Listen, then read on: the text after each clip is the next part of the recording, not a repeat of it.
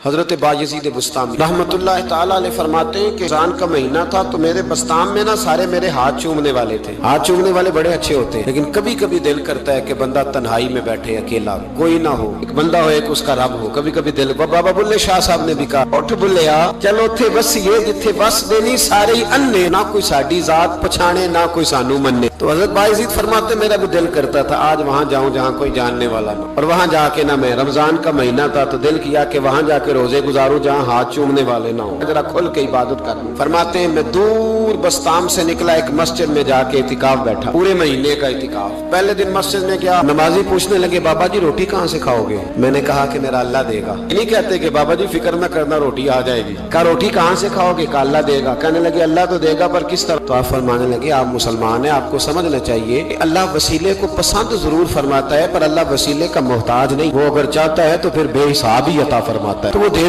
گا انشاءاللہ. کہنے لگے جی دے گا تو صحیح پر کس طرح؟ آپ فرماتے ہیں میں نے سمجھایا، دو نمازیوں کو زور کے وقت سمجھایا تو دو پھر اثر میں پوچھنے لگ گئے کہ بابا جی ادھر ہی رہنا ہے پورا مہینہ؟ کہا ادھر ہی رہنا ہے. تو روٹی نے کہا اللہ دے گا. انہوں نے بھی پوچھا کیسے؟ ان کو بھی میں نے سمجھایا. وقت ہو گیا مغرب کا تو دو تین نمازی پھر پوچھنے لگ گئے حجی ہیں، نمازی ہیں، صوفی درویش قاری ہیں، پر یہ بتا کہ تیرے من کا تعلق بھی جڑا ہوا کہ نہیں؟ تیرے اندر سے آواز بھی توکل علی اللہ کی آتی ہے کہ نہیں؟ یہ بھی تو غور کرنا. حضرت بایزید کہتے ہیں میں تنگ آ گیا. میں نے معلوم کیا کہ یہ ساتھ ہر کس کا ہے؟ بتایا گیا یہودیوں کا ہے. میں نے کسی ذریعے سے ان سے رابطہ کیا یا میں خود چلا گیا. میں نے ان سے رابطہ کر کے کہا کہ تمہارے گھر میں کوئی کام کاج کرنے والی عورتیں تو ہوں گی؟ کہا ہیں. میں مجھ سے پیسے لے لو، بس 2 روٹیاں سویرے مل جائیں سحری میں، 2 شام کو مل جائیں. میں سرکے سے کھاؤں یا کسی چیز سے تناول کروں، 2 روٹیاں مجھے صبح شام پیسے لے لو. ماتے وہ مان گئے. اب میرا دل کرتا تھا کوئی نمازی مجھ سے سوال کرے تو میں ذرا اعلان کر دوں کہ میرا بندوبست ہو گیا ہے. میں ذرا اعلان کر دوں کہ میرا بندوبست.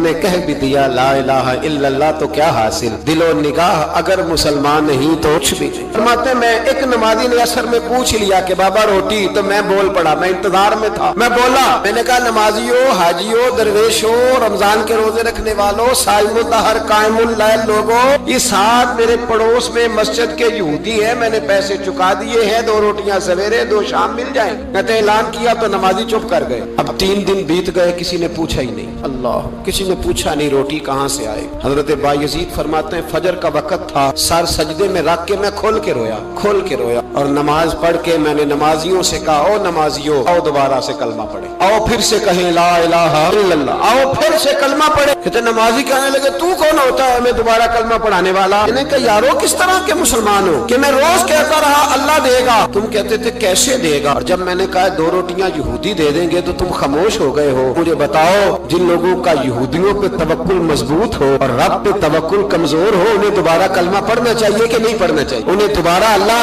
تبارک و تعالیٰ کی توحید کی شہادت دینی چاہیے کہ نہیں دینی چاہیے؟ پھر سے کلمہ پڑھے. قرت نے کہہ بھی دیا لا الہ الا اللہ تو کیا حاصل؟ تو نگاہ اگر مسلمان نہیں تو کچھ بھی نہیں. کلندر لاہوری بول کے کہنے لگے جو میں سر بسجدہ ہوا کبھی تو زمین سے آنے لگی صدا، تیرا دل تو ہے صنم آشنا، تجھے کیا ملے گا نماز میں؟ بھائیو اخلاق کی پہلی سیڑھی یہ ہے کہ تیرا اپنے رب پہ بھروسہ کتنا ہے. تیرا انویسٹر پہ بھروسہ زیادہ، ٹریڈ پہ بھروسہ زیادہ، لیڈر پہ بھروسہ زیادہ، تیرا انڈسٹری کے مالک پہ بھروسہ زیادہ ہے کہ اللہ پہ بھروسہ زیادہ؟ اور دوسری سیڑھی اخلاق حسنہ کی ہے شکر کرنا. ہمارے یہاں دکھوں پہ فوکس ہے کہ جسے پوچھیں کیا حال ہے تو اس کے وجود میں 360 ہڈیاں ڈاکٹر بتاتے بھائی صاحب طبیعت کیسی ہے؟ کہتے ہیں یہ گھٹنا بڑا درد کرتا ہے. اللہ کے بندے 359 ٹھیک ہے نا تیری، ان کا بھی ذکر کر. ایک ٹھیک نہیں تو اس کا نام لے لیا، کہتا ہے گھٹنا بڑا درد کرتا ہے، تو باقی ساری ٹھیک ہے نا، ان کا ذکر ہی نہیں کیا. حضرت رابعہ بصریہ رحمت اللہ علیہا پڑوس میں ایک نوجوان رہتا تھا، جو ہمارے دائیں بائیں لوگ رہتے ہیں نا جن کے ساتھ بچپن گزرتا ہے بندہ جانتا ہے. تو نوجوان ایک دن گھر سے باہر نکلا، اماں جی اسے بڑا پرانا جانتی تھی. باہر نکلا تو سر پہ اس نے سرخ رنگ کی پٹی باندھی. اماں جی کہنے لگے بیٹے خیریت ہے؟ وہ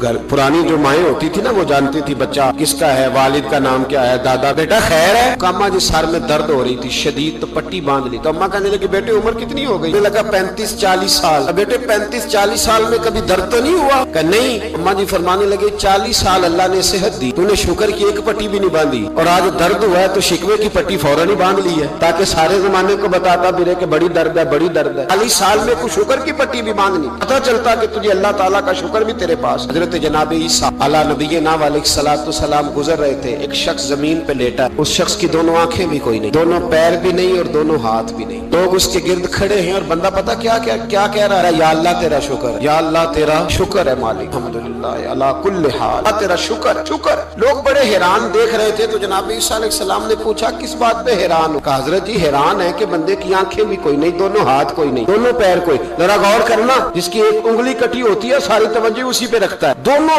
हाथ ही नहीं, दोनों पैर ही कोई नहीं, आंखों से नाबीना, अल्लाह शुक्र है। लोग अर्ज करने लगे हुजूर इस बंदे के हाल पर हैरान है कि आंखें भी कोई नहीं, हाथ भी नहीं, पैर भी, शुक्र शुक्र पुकार रहा। जनाब ईसा करीब गए और उसके कान के साथ मुंह लगा के कहने लगे किस बात पे शुक्र कर रहे हो? हाथ है ना, पैर है ना, आंखें हैं। कहने लगा हुजूर कोई अर्ज नहीं, हाथ नहीं, आंखें नहीं, पैर नहीं, बीवी नहीं, बच्चे नहीं, घर नहीं, और शुक्र है अल्लाह ताला का, उसने मुझे ईमान की दौलत तो अता फरमाई हुई। हुजूर मैं साहिब ईमान हूँ। शुक्र की बात नहीं कि इतने सारे काफिरों में मैं कलमा पढ़ता हूँ। और हुजूर आप पूछ रहे हैं शुक्र किस बात का? इन लोगों को बताएं कि जिसके सराहने अल्लाह के नबी जनाब ईसा अलैहिस्सलाम खड़े हो वो शुक्र अदा न करे। मैं बड़ा शुक्र नहीं कि मैं जनाब ईसा का कलमा पढ़ता हूँ, मैं अल्लाह तबारक व तआला पे ईमान रखता हूँ, ये मकाम शुक्र नहीं। तो भाई शुक्र का मकाम, दूसरा इखलाक है, तीसरा सब्र करना। हमारे यहाँ सब्र पता क्या है? किसी के घर में किसी का इंतकाल हो गया तो महीना बाद सीना को भी हुई माज़अल्लाह, तो ने कुफरिया जुमले बोले, बड़ा कुछ कहा, बड़ा कुछ। महीने के बाद पूछा क्या हाल है? कहते सब्र आ गया। ये सब्र नहीं आया, ये जख्म सही हो गया है। सब्र किसको कहते हैं? मुस्लिम शरीफ में नबी पाक अलैहिस्सलाम का फरमान है, फरमाया इन्नमा सब्रुहुम इंद सदमतुल ऊला, फरमाया